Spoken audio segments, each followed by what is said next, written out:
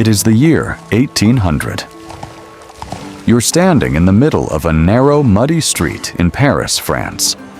Around you, there are old stone buildings packed tightly together. The streets are dark, even in the morning. There are no proper drains. The roads are full of mud, horse waste, and garbage. People are walking fast, carrying bread, pushing carts, shouting at each other. The city smells bad. It is crowded and messy. But even like this, Paris has about 500,000 people living in it. And these people are about to live through one of the most dramatic centuries any city has ever seen.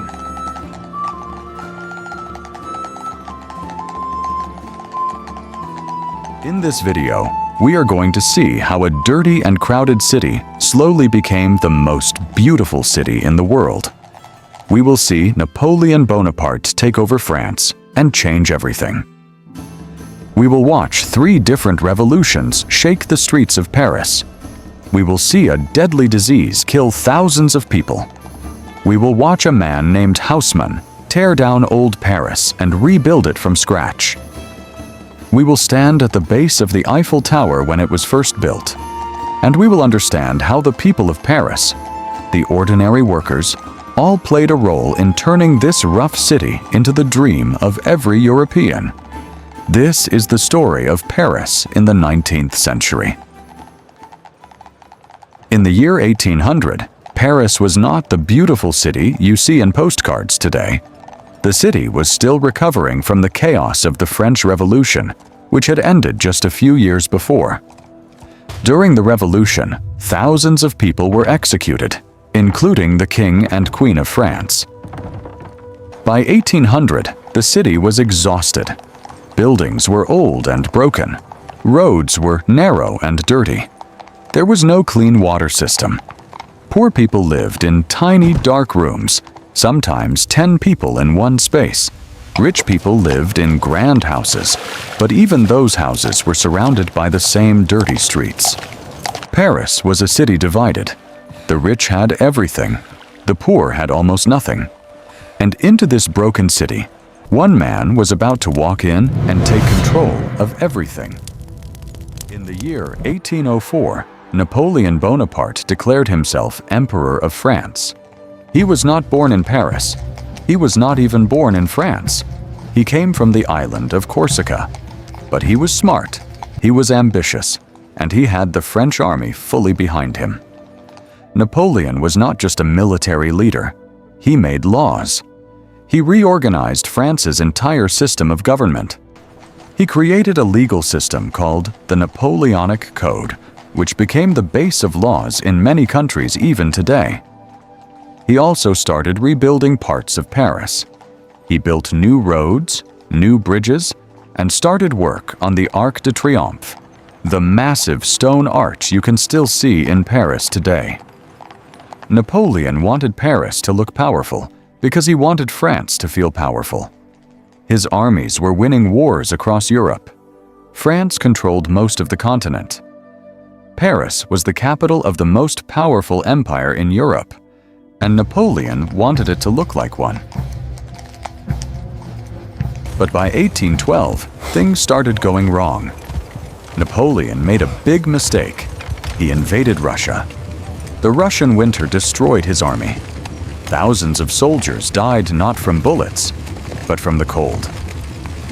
After that defeat, the other European powers, Britain, Prussia, Austria, and Russia, came together and pushed Napoleon back. By 1814, enemy armies had entered Paris. It was a humiliation the city had never faced before. Napoleon was forced to give up power and was sent into exile. He came back for a brief period in 1815, but was defeated again at the Battle of Waterloo. This time, he was sent far away to the island of St. Helena, where he died in 1821. After Napoleon fell, the old royal family came back to power. The kings who sat on the French throne tried to bring back the old ways, the days when the king had total power and the people had little say. But Paris was not the same city anymore. The people of Paris had already fought one revolution. They had already removed a king from his throne. They were not going to simply go back to the old system. In July 1830, the King of France, Charles X, made a series of decisions that took away many freedoms of the press and reduced the rights of ordinary voters.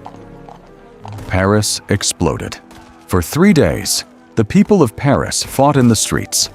They built barricades out of stones, furniture, and anything they could find. They fought soldiers with whatever weapons they had. These 3 days are called the July Revolution, or sometimes the Three Glorious Days. Charles X ran away from France. A new king, Louis Philippe, was put in place. He was supposed to be a king who listened to the people. For a while, things were calmer, but Paris was still changing underneath. In the year 1832, something invisible and terrifying arrived in Paris. Cholera is a disease that spreads through dirty water, and Paris had very dirty water. There were no proper sewers. Waste from homes and streets flowed directly into the River Seine, and many Parisians drank water from the same river. When cholera arrived, it spread fast. People would get sick in the morning and be dead by the evening. Within just a few months, around 18,000 to 20,000 people died in Paris alone. It was a disaster. The city was terrified. The epidemic showed clearly that Paris needed to change, not just politically, but physically. The city's streets, the water system, and the way people lived all needed to be completely rebuilt. That idea would plant the seed for the biggest transformation Paris had ever seen. The year 1848 brought another revolution to Paris. This time, it was not just about who should be king. It was about workers, poverty, unemployment, and hunger. France was going through economic hard times. Working people in Paris were suffering. Food was expensive. Jobs were disappearing. The gap between the rich and the poor was enormous. In February 1848, Parisians took to the streets again. King Louis Philippe fled. France became a republic once more, the Second Republic. The people were excited. They thought change had finally come. But within a few years, Napoleon's nephew, Louis Napoleon Bonaparte, was elected president. And then, just like his uncle, he made himself emperor. He called himself Napoleon III. And it was this man who would hire the person responsible for completely rebuilding Paris.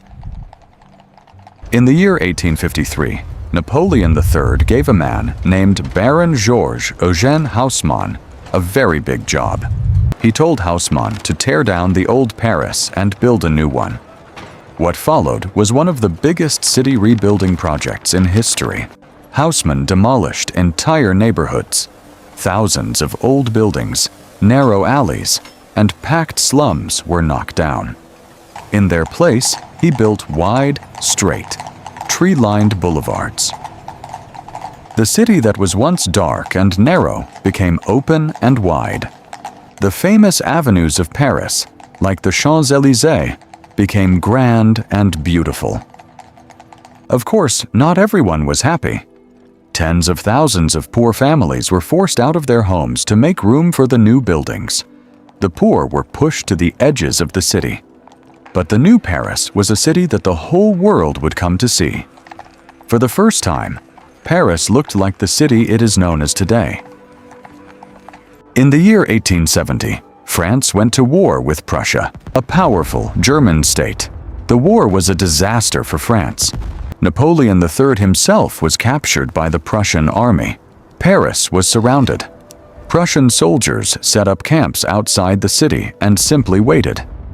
For 4 months, no food or supplies could get in. Parisians were starving. People ate rats, horses, and even animals from the zoo. Paris eventually surrendered in January 1871. It was one of the lowest points in French history. But the humiliation was not over yet. When the French government tried to make peace with Prussia on terms that many Parisians saw as shameful, the people of Paris rebelled again. In March 1871, a radical group called the Paris Commune took control of the city. For about 2 months, Paris was run by ordinary workers and radicals.